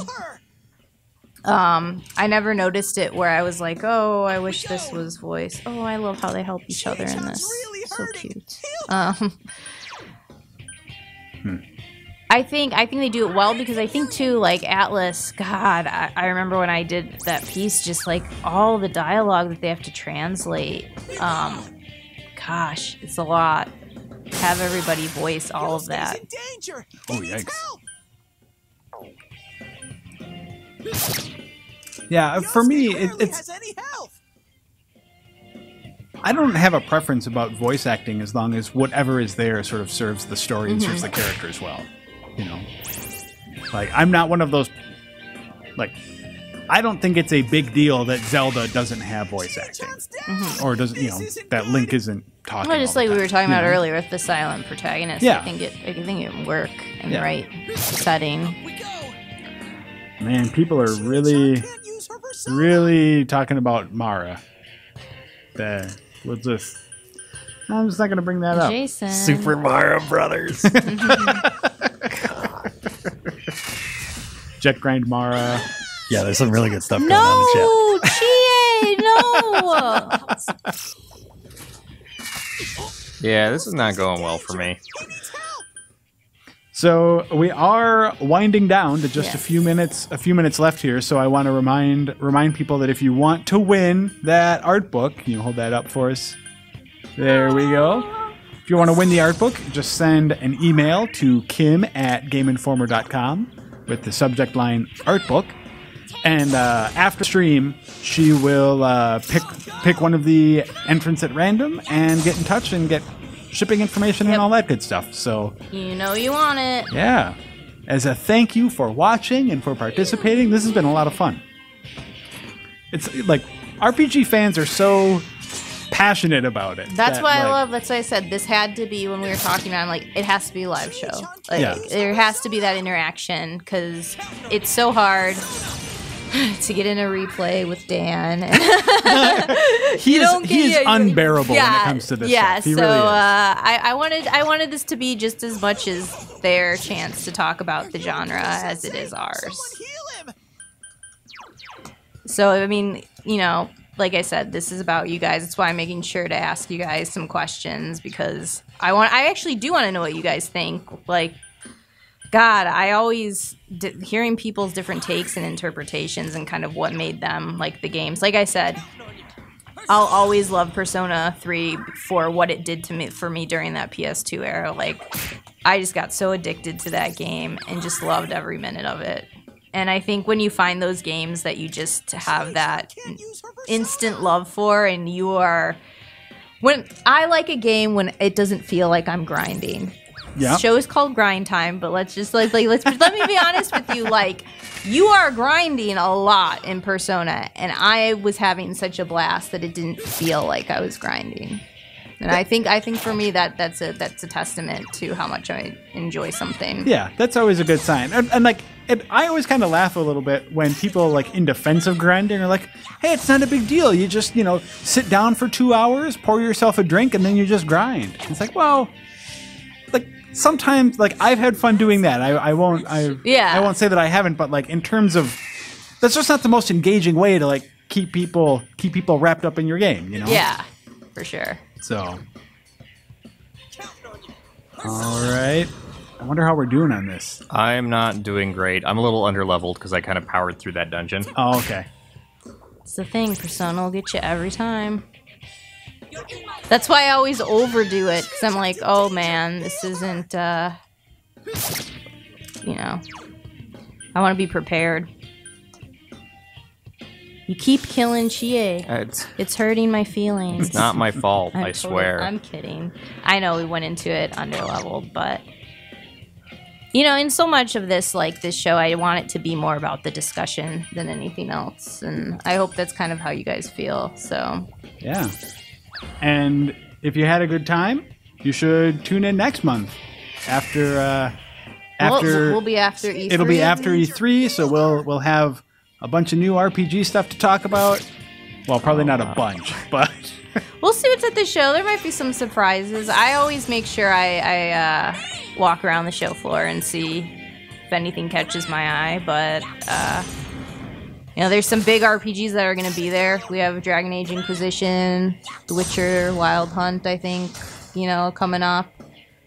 I wish it was Persona 5, but I will wait. I will be patient. All right. Well, Kim, it's 8 o'clock. Let's wrap up.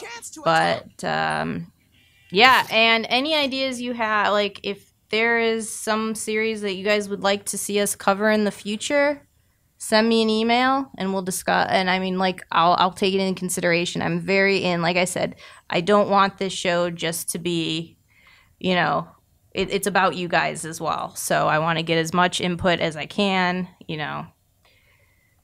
anything you guys want. Yeah. And we'll see you next time. Thanks for watching again. Thanks for participating. Thanks to John for playing. Thanks to Kim for hosting. Thanks to everyone for giving questions. Thanks to John from Atlas for showing up in the chat. And I'm excited for next month, guys. This was fun. Oh, wait. John says he just sent you an email.